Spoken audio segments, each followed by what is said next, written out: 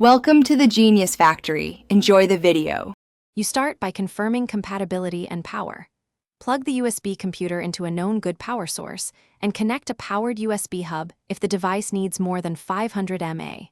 Once done, attach keyboard, mouse, and display, then select the correct input on the monitor. Make sure firmware and OS versions match what you expect so drivers install cleanly.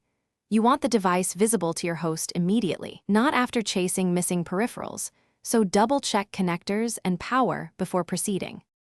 You will now boot and configure the operating system. Press the boot menu key to prioritize the USB device, then let the system load. Once booted, open Device Manager or System Settings to install or update drivers. Make sure network and storage are configured so applications can access resources. Once done, create a user account and set permissions. Apply updates right away to close security gaps. If a driver fails, reinstall it or try the alternate vendor package to resolve conflicts. Finish by validating all functions and securing the system. You should test audio, camera, USB ports, and storage read/write performance, then enable backups and create a restore point. Make sure encryption is on if required. Once everything works, document settings and power habits. If something goes wrong, first swap the cable, try a different hub or USB port, and test another power source.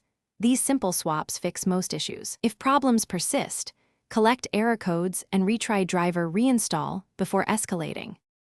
Thanks for watching. If you found this helpful, don't forget to like and subscribe.